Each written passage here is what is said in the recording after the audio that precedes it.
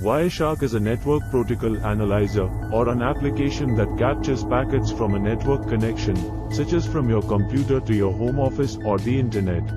Packet is the name given to a discrete unit of data in a typical Ethernet network.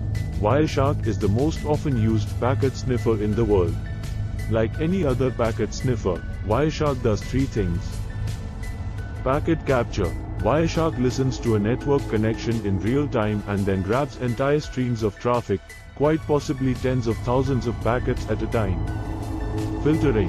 Wireshark is capable of slicing and dicing all of this random live data using filters. By applying a filter, you can obtain just the information you need to see.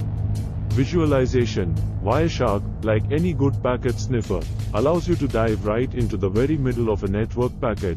It also allows you to visualize entire conversations and network streams.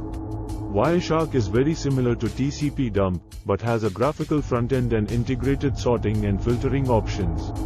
Let's see how we can capture username and password submitted through HTTP website with Wireshark.